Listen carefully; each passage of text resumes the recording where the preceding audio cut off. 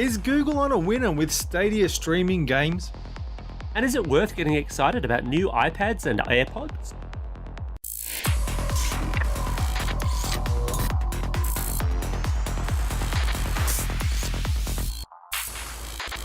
Vertical Hold is proudly sponsored by Netcom, taking Australian technology to the global market. Welcome to Vertical Hold, behind the tech news, where we talk to Australia's leading technology journalists to get the stories behind the news of the week. I'm Adam Turner, and I'm joined as always by Alex Kidman, a man who remembers back when Angel Fire was the new GeoCities. Look, Adam, I'll be with you in a second. I've just got to get this radical spinning skull gif onto my tripod homepage. Just give me a second, man. This week, we're also joined once again by Kotaku Australia editor Alex Walker. Alex, welcome back to the show. Were you on Team Angel Fire or Team GeoCities back in the day? GeoCities all the way. It was all I could access from like the Campbelltown Public Library, so I was all on board with that. So this week we're talking Google's new Stadia game streaming service and a shed load of new gear that Apple quietly dropped during the week. But first, over to the tech news desk. Alex Kidman, what's happening in tech? TPG is threatening to dump its 12 megabit low cost NBN plans after its latest round of financial results.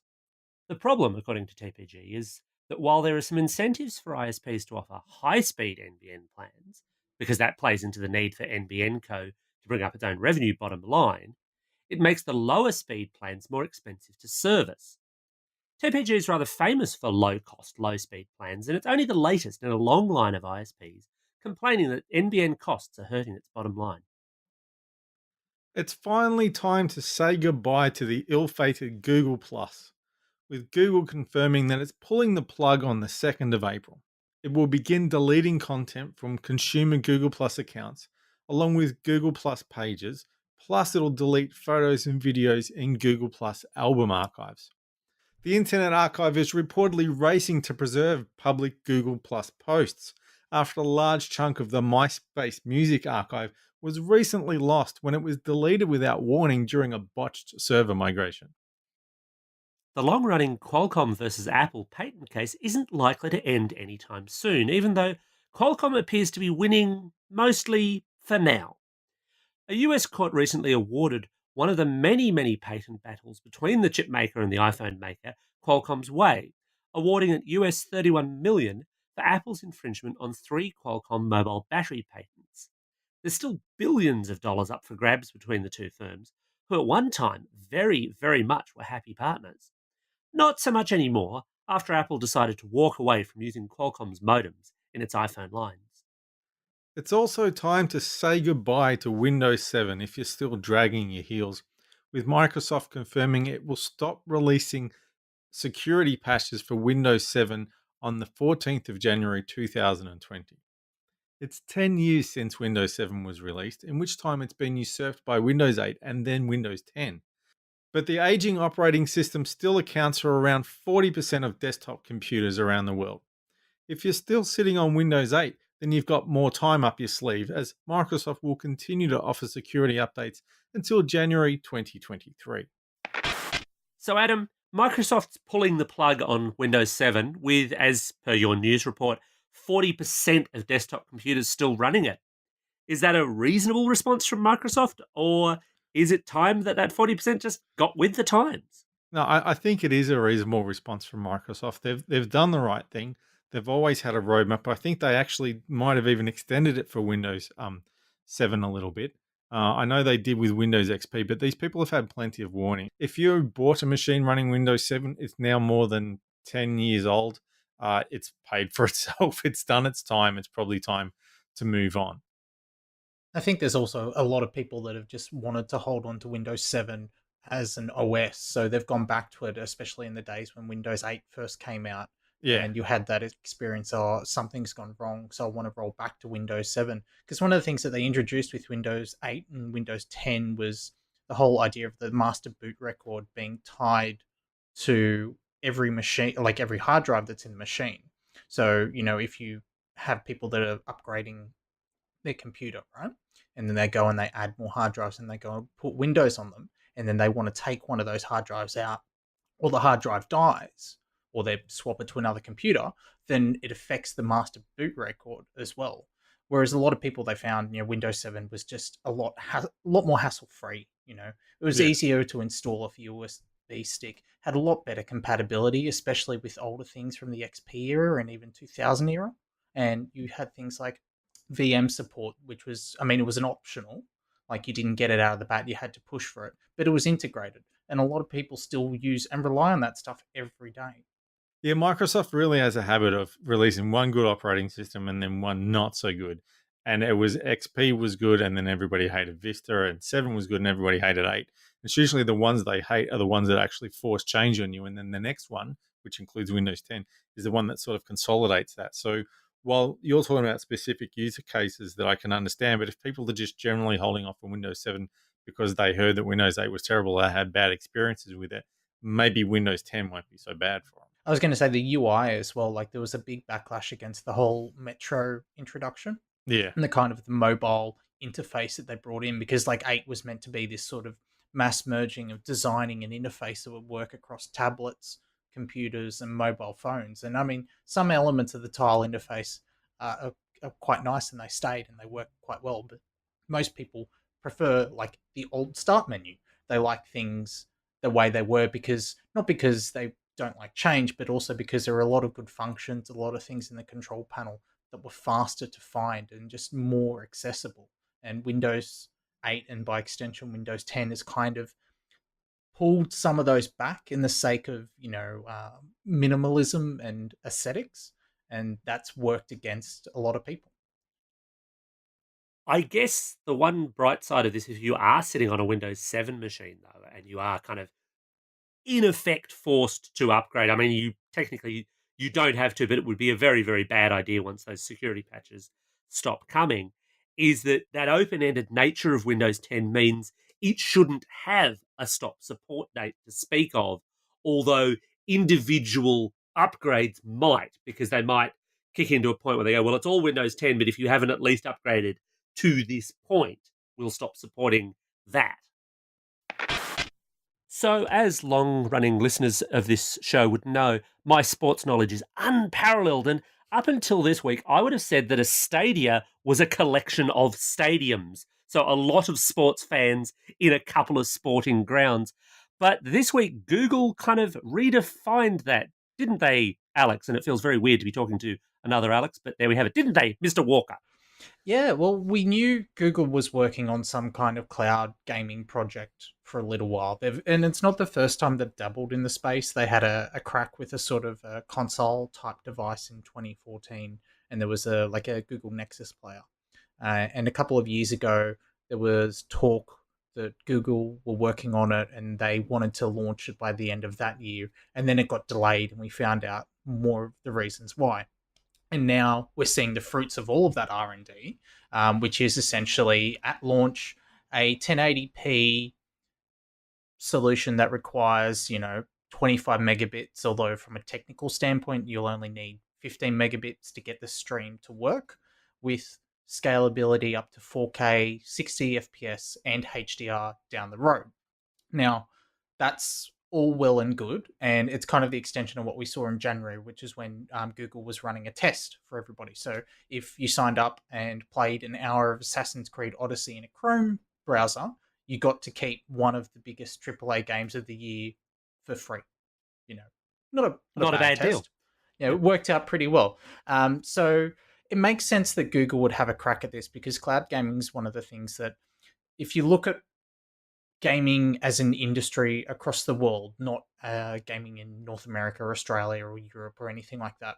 You've got a whole bunch of developing countries and continents that are kind of missing out at the moment, either because the cost of existing hardware, so the hundreds of dollars you might need for an Xbox, or the $1,000+ for a PC or even a TV, those steps are too hard for them, right? So there's a lot of people that, your Microsofts, your Googles, your Amazons, because they're looking at this as well. They want to tap, but the infrastructure isn't there. So to do that over the next 5, 10, 15, 20 years, something that works off a data center solution is the most logical. And because Google has so many data servers, it's basically their core business. it makes sense for them to jump into it. It also ties in super well with YouTube because gaming has essentially been one of the largest content drivers of new users from the start. So you've got this nice little alignment for Google from a business perspective. Of course, it does raise all sorts of other questions from a gaming side, but depends on which part would you like to tackle first. Do you want to tackle the technical bits or sort of the broader strokes? Just to break it down first to make sure I've got my head around it. So, what you're talking about with streaming gaming is that I'm playing a game and I'm seeing it on my device, but the heavy lifting is not being done by my device, it's being done somewhere in the cloud. So that means I don't need a powerful machine like an Xbox or a gaming rig, whatever. I could be maybe using a tablet or a low powered machine, the same way maybe that you might use Steam Link to stream from a powerful computer to a not so powerful computer, or the way you can stream from a PlayStation 4 to a computer. That's pretty much it. So tests that people were running out of GDC and setups that Google were doing there, they were using Pixelbooks, Chromebooks, 2012 MacBooks, slightly newer MacBook Pros to play AAA games that had come out in the last year or so. They were running tests with Doom Eternal, which was well, they were showing off Doom Eternal. Sorry, Doom, which got rebooted in 2016. They ran some tests with that to show hey, this works, etc. And if you were So trying to run those games on those actual devices, that you'd be in for a world of pain, I would assume. yeah, a great example. You can find some videos by Digital Foundry on YouTube that show the performance compromises that they've had to do to get Doom and the recent Wolfenstein games to run on the Switch as a great example. Now, with something like a streaming solution, all of that processing power is handled in the data center. And from a multiplayer perspective as well, too, you've got to consider like these data centers are also hosting most of the dedicated servers. So you've got instances where you can, if your connection, and this is the big if around all of this, if you've got a stable enough connection that the latency doesn't become a problem and Google can sort that out, then you also don't have to worry so much about your connection to the game server because chances are they're in the same room, right? So that's Mm. another frustration of online gaming that's cut out. But latency is still really going to be the big problem with this.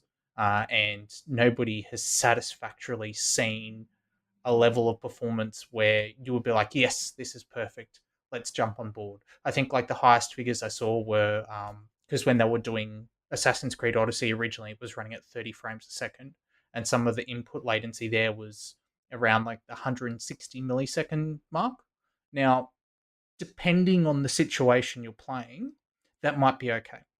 If you're on a phone, for instance, and you're using like touch controls, so you've got like a smaller screen, so like the artifacing that you would get with streaming games, you're not going to notice that as much because you've got your two fat thumbs on the screen.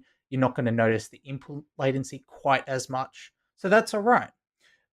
But if you're talking something like a fighting game where the literal like block animations for Ryu versus Ken in Street Fighter, for instance, are measured down to the frame, then that amount of lag is just not going to be playable. It's not going to be sufficient. So that's kind of the technical jump that Google needs to get over. They need to convince people that not only can they make this work reliably, but they can also make it work reliably for all sorts of games. People don't just want to play point and click adventures on their phone. They want the thing of this is to be able to have access to anything instantly. Now, you mentioned obviously this kind of sort of does away with the PC and the console, but it's not an entirely hardware free play because they've got their own controller, but under certain circumstances you might not need it, right? Yeah, that's right. So the thing with the controller is, and the controller effectively acts as the console in a sense. So what I mean by that is the controller doesn't connect to your local network or to a local device that you have. It has its own connection and it connects directly to the data center. So the idea behind that is to eliminate any extra input lag from controller connecting to your network, then connecting to like a hardware, and then doing all of that. It just goes straight to the same connection that you're using to get the game data in the first place. But if it's designed around a streaming service, or say like you're playing on like a PC, right, or like a laptop, you could just connect, say, an Xbox pad. So they showed off, an Xbox pad during the conference, but there was also a commit made to Google Chrome about a week ago where they improved the controller support within Chrome for the Switch Pro controller and the Switch Joy Cons. So you could connect those either through Bluetooth or USB and play that way too. You don't have to have this controller.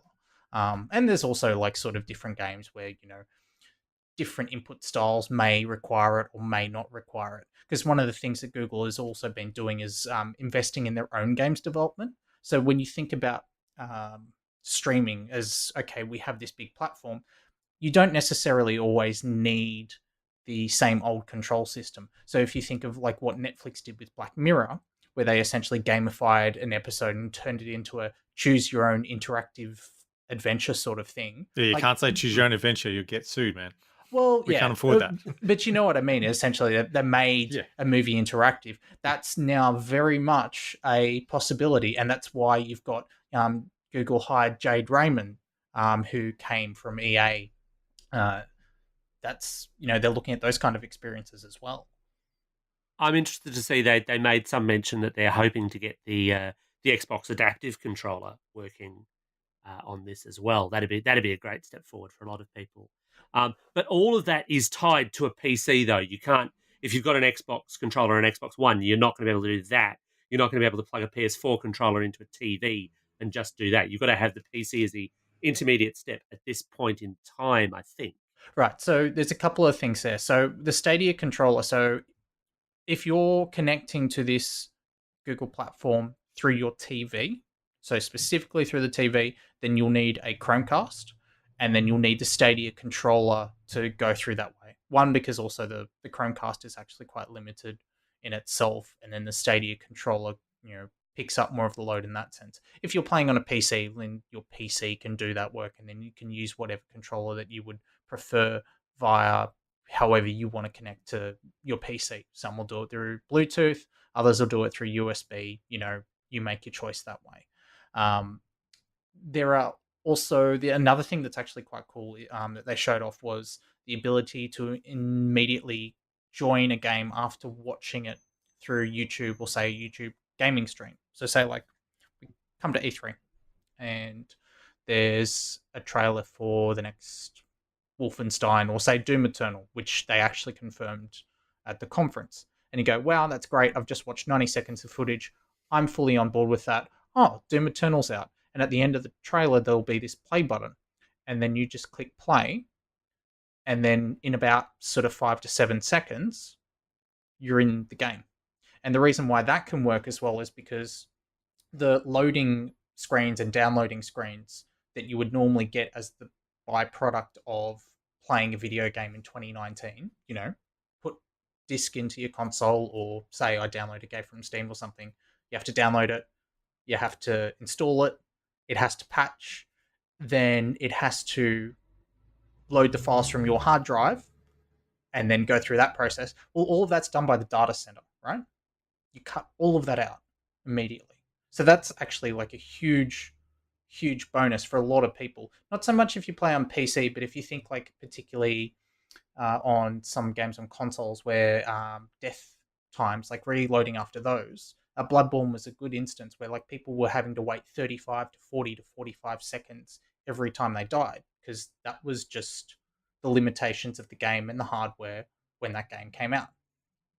And that's a game you die a lot in too, I understand. Repeatedly, and that's going to happen again this week. Sekiro, Shadows Die Twice from the same developers, and people on consoles are going to get, undeniably, maybe not as long, but still, you're dying a lot and you've got like 10, 15, 20 seconds loading time every single time, and now you say, you know what, get rid of that, cut it out altogether. So That's amazing. we're ignoring the elephant in the room here, our soup du jour, the NBN, or lack thereof it in some places. Is this thing going to work in Australia? Are they talking about launching it in Australia? So it's not going to launch in Australia in 2019. So this is going to launch in the US. I think I'm going to die of not surprise. Yeah, well, I mean, it's scheduled to launch around the holidays. So we'll get it around 2020. But that's Yeah. also why Google can make this work. There's really actually only a few people that can make this work. I would say three. Microsoft's the other one because obviously Microsoft have got their Azure data centers and they've had that presence in Australia for quite a while, and also gaming content has been their thing. The other one is obviously Amazon. Now Amazon doesn't have actual game content down pat. They've got the streaming of it, and they certainly have the AWS backend. They've got the servers, yeah. But And yeah, they've got the money to buy in if they thought there was value there. that's Mm. right. And that's kind of the same situation with Google. Like Google has the infrastructure here. They've obviously they've got the cloud platform, so GCP, and that's got like a few instances in Sydney, one in Central Australia, and one in Canberra as well. After the partnership, I think it was last year, maybe 2017, when they was Canberra data centers. I think it was. I was going to say that they had their own undersea cable as well, which they laid, and it's connecting sort of Singapore, Perth, and then Sydney. So, but they can use, and they're leasing that to other people. But that's a huge thing as well because it's apart from their own connections they have within the country, being able to have their own undersea fiber cable to send traffic straight from Perth to Sydney improves that side. Because a lot of us, and especially in media, we talk about this a lot, but we all live on the East Coast. So we're accustomed to having servers at least within our state. And we forget there's a whole section of the country that gets a worse ping to a server in Sydney than somebody from New Zealand, right? So that's what I was going to say is that one of the problems with gaming is if you're playing on a game where the servers are only hosted overseas, then you're at a real disadvantage because you've got to wait for your press the button to get all the way there and all the way back. So that should, assuming that Google runs it across all their data centers, then this should fix that problem for Australians. Like you say, it depends where you live in Australia, but it's still going to be better than waiting for it to go all the way to Silicon Valley and back. Yeah, and that's right. And because Google can control the traffic in that sense, and theoretically Microsoft and Amazon will be able to do this as well, right? Yeah, They and can they've all just got infrastructure in Australia too. Yeah. Yeah, they can just send like the packets between their own servers and then control what needs to be sent to the client side. So they can actually a lot of the basic hops of packets going back and forth as a result of playing a game. That it gives them a lot of opportunities to minimize that and improve the experience. And there's other like from another technical standpoint too. If you consider, they mentioned essentially being able to have um, not only for servers to combine the computing power of, you know, not just one data center PC, but multiple ones. They can do that for clients. They can also, do that. So, like, they spoke about like a battle royale, for instance. We currently are accustomed to like 60 or 100 people, and the amount of fidelity that you can have in those games is limited by the nature of needing to be able to, tell every client where everybody is on the game at any given time. Now let's add the power of, several data center PCs. What can you do with that? You've instantly got a lot more CPU power, so you can compute more players if that's what you want to do. You can up the graphical quality because you're not limited by, one person's console, or one person's mobile phone. Because again, you're controlling it's all being processed on the other side, on the data center where you can just continually stack up and stack up the power that you need. So there's a ton of technical aspects that sort of change the way we think about how games are developed and the constraints that puts on them. But obviously, the problem is one like how good is the streaming experience going to be? Now, there was a quote from that I really love from John Carmack, who is the one of the founders of id Software, obviously one of the most legendary gaming programmers of all time, and he now works with Facebook on Oculus Rift. And in 2012, he was saying it was faster for him to send a packet of data across Europe than it was for him to send a pixel to the TV. And he kind of actually expanded on that a little bit more this week, saying that some people play the amount of input lag that they actually have on TVs is so high because they don't know to set them in game mode or to configure them properly that those people wouldn't be able to actually determine whether they were playing a game on a console or a PC versus streaming it from the cloud. So I think you've got this instance where there are a lot of people who think the situation of streaming a game might be worse than it actually is. And some of that is justified too, because we've had services before like GeForce Now or PlayStation Now, Sony service, which isn't available in Australia and isn't coming to Australia anytime soon, from what I understand. And so they've seen things like that and be like, cloud gaming can't work at all. But when you look at the scale of what Google has, and also the fact that they, as Alex Kibben mentioned, like they have so much money, so they can solve the content pretty easily. I think there's more to it, and I think it's going to be a bigger success than people are initially expecting. But that's also the problem too. Is like if it becomes too much of a success, we then have to ask, what does an industry look like when a behemoth the size of Google becomes a dominant force? Like, what does that Well, do to our distribution platforms? see, the thing is, I don't know that they will become our dominant force. Microsoft has already kind of signaled this week that, yeah, they actually like this idea that Google's got, because this is presumably similar to what they're thinking of showing off at E3. Monopolies like that tend to attract challengers, shall we say? And you're right in saying there's only a few that could do it, but Microsoft certainly could. Um, where I find this really curious, though, is they've been super coy about pricing and whether it's outright purchase or subscription. In a sense, it sort of doesn't matter because I think once you get into this model, you shift absolutely away from the idea of game ownership. And I think, as someone who, and again, regular listeners will know this, who's very passionate about retro gaming, I wonder what that does to the archival future of gaming, if you get what I mean. Any thoughts on that, Mr. Walker? I think it absolutely feels its stone dead. I mean, like the biggest problem we are already having with retro gaming, and you mentioned it earlier, is being able to keep these games alive.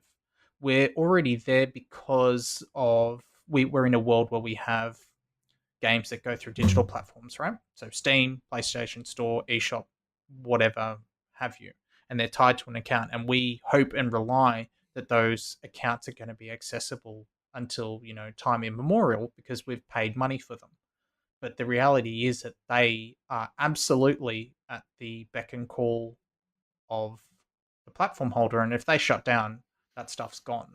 And even if you pare back a little bit and you look at the preservation of different versions of games, even something like this, like Steam, where it is theoretically quite possible, and some games, and when I mean some, I mean a very small amount, will do this using Steam's beta features. But you look at, say, the difference of what happens between a game at launch versus what it looks like a year later, how that changes. There is historical value in preserving some of that stuff. People think about it these days more in terms of preserving the versions of retro games, particularly ones that was released in different regions or different languages. But it applies to games that are being released today too. And another element of this that is also affected is modding. Like, how are you supposed to mod a game when you have zero access to any of the files? Some of the greatest games that we have today are a result of modding other ones. If you want to look at things like Counter Strike, you want to look at some of the standalone games that have come out as a result of people modding Fallout or modding Skyrim. And pretty much like just every Half-Life mod, Team Fortress, perfect example. Now, we move to a cloud gaming service, that becomes infinitely harder, if not outright impossible. And Well, maybe you shift to modding as a subscription service. Want to mod our game? Cool, $2 a month. that would be, I think, you'd see an absolute revolt. Like, especially if you look at what happened when Steam tried to introduce paid modding system for Skyrim, and even Bethesda's attempt with the Skyrim Creation Club, which was really more an attempt almost to get some sort of monetary reward for the modders. It wasn't to boost the scene or make as much money off it themselves, as much as you've got people who are making things that take thousands upon thousands of hours of work. They deserve some kind of recompense for that. Um, but again, it still comes down to the same thing. They need access to the files in order to be able to tweak it, to see what works, see what doesn't work. And with cloud gaming, like, you have access to none of those files. They're completely encrypted. It, in one sense, it does actually. You don't have to worry about online cheats as much because of that, That's true. because it's not none of this is stored client side, and that's how the majority of cheats today actually work. They games rely on the client to send accurate data to the server, so people essentially hook into the game client and then they you know change, cheat, say, I can see this, I'm in this position in the game world. That goes away. And so people will have to find a different way to do that. But I think there are a lot of other parts of the gaming community. And this week, after the announcement, they've started to become very concerned about what the future of gaming looks like when those things are taken away. Because again, it's this is just Google, but it's not only Google that's doing this. Amazon are coming in, Microsoft are already doing their own thing. PlayStation actually has their own service, but it's just not available in Australia. So, and you've got third-party publishers. Ubisoft has been extremely vocal about streaming since 2017. Everybody is moving in this direction. They're moving that way because it's the only feasible option to expand gaming beyond the current market that they've got now. If you look at places like the emerging middle class in India, you look at, how do we expand gaming into the developing countries in Africa?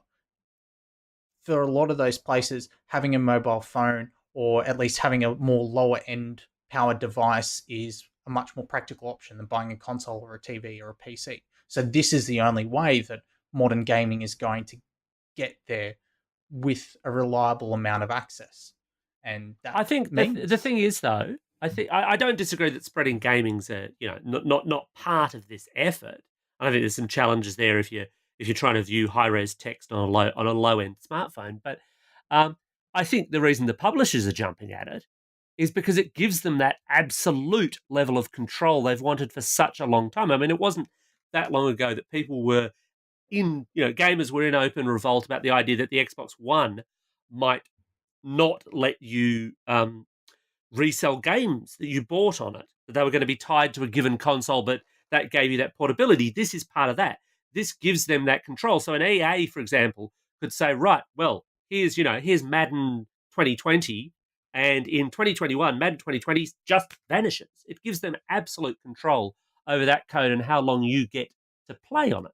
But the other part of that too is a large part of the business models of these games, and especially those games as a service.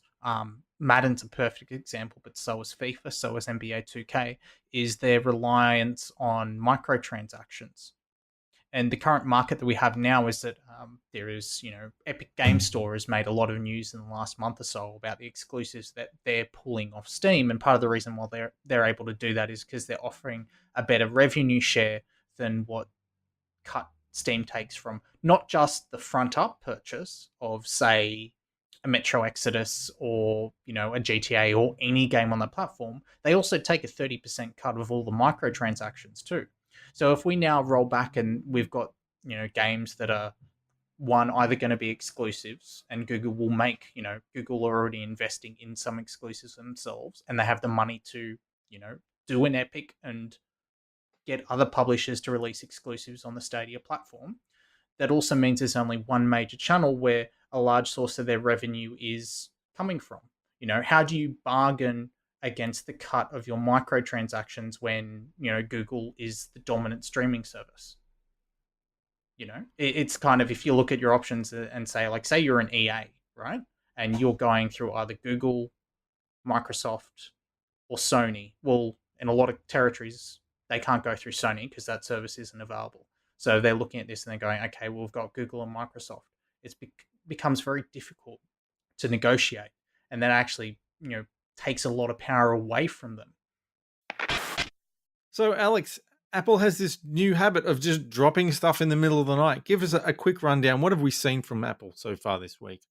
Look, it's been a bit of a crazy week because we know they've got an event coming up next week, and the rumours are that it's going to be to do with streaming, but there were lots of rumours of, and they might do some hardware, but don't bank on it. This week, they just went, hardware, oh yeah, we've got lots of that stuff. Come buy some hardware from us. So this week alone, and this is up to the time of recording, they've dropped a new version of the iPad Air, a new version of the iPad Mini, and it's the first one in at least 4 years in that range, upgrades to the iMac, and upgrades to the AirPods headphones. So, if you're an Apple fan, there's an awful lot to kind of pick from. Although it's curious and slightly odd timing because usually, as I say, that's the stuff they'd throw into a big product launch, which makes it a huge headache for tech journalists like you and I because it means we've got so much more to write in a compressed bit of space. I guess they're doing it so that they can just get as much focus on a given day for those. And there's rumors that after we record this, that they might also update the iPod Touch of all things. Yeah. Mr. We Walker, might are get a you new Apple excited? Newton. Well, yeah, maybe not. I mean, maybe not. Mr. Walker, are you excited about any of the new tech? Are you going to rush out and order any of this stuff? I would order an iPod Shuffle if they brought that back. I'll tell you that. I Yeah. love that thing. Yeah, good call. I think like especially like you have to ask Apple doing Apple things like what is the focus of their show going to be if they have all of these announcements beforehand because they're not small things like updated AirPods. A lot of people they're kind of easy to sort of joke about, but you see them everywhere. People love their goddamn AirPods, and then you think like okay, iPad Mini, new iPad Air, those are kind of cool, but they also would have been nice to drop into announcements. So are we going to hear more about Apple's upcoming TV service? So they're going to put a larger focus on that. What's happening like for the roadmap for the PC side, or rather the MacBook line. Are they going to do some major changes there? Like I'm curious now to see what they go.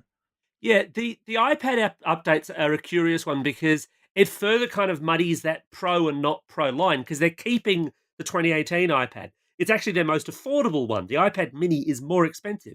It's a bit more powerful, but it's a weird play because I'm not exactly sure who's meant to jump at that.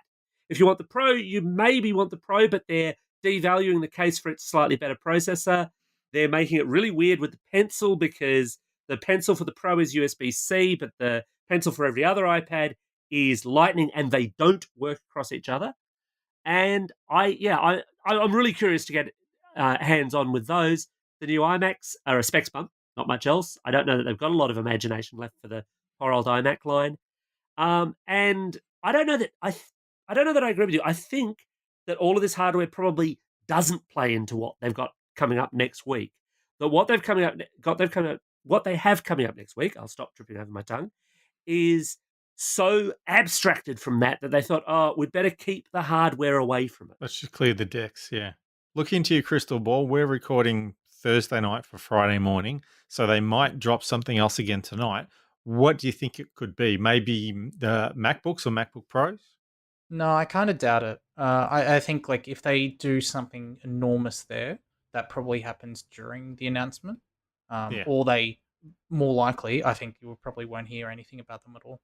I think if they're going to announce something else, well, the iPod, as I said before, the iPod Touch is what's been rumored. That'd be weird, but not entirely unusual. I'd be very keen to see them finally release the AirPower charger that they promised us back in 2017. What's an AirPower charger? Yes. Yeah, that's not happening. Milk that one. Yeah, I do think those things probably just kept catching fire. Yeah. And the reality is, outside of maybe, I guess, some more Beats headphones, they've kind of refreshed a lot of their line in the last, 3-4 months. There's not a lot else that they could upgrade unless they were going to really do something surprising in a new direction. And you'd think they'd tie that into a launch. Long shot. I want to see a new MacBook that gets rid of the crappy butterfly keyboard and goes back to the decent keyboard. Yep. I'd hand over my money at that point. Everyone, Adam's just talking the crazy talk here now, because as much as I'd like that as well, it's not going to happen. Well, that just about wraps up yet another episode of Vertical Holden. As always, we like to get your feedback on the show. So if you think Google Stadia is going to revolutionize gaming or kill it stone dead, or if you are slobbering to get your hands on a new iPad or some new AirPods, let us know via Twitter or the Vertical Hold Facebook page. Now, I don't get to say this very often, but thanks to Alex for joining us. Thank you, Alex. And thanks everyone for listening to the two Alexes. We're on a big push this year to reach more people. Thanks to everyone who's given us a shout out. Remember, jump on iTunes or your podcasting platform of choice and leave us a review to help spread the good word. Adam, it's not too late for you to change your name to Alex by deed poll. One of us. One of us.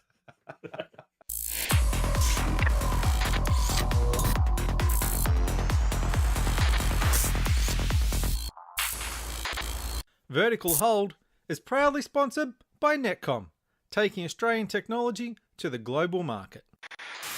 Don't want to make an ass of myself before I even start. Yeah, Save that until Plenty later. of time. Save that. Yeah, save that till the second act.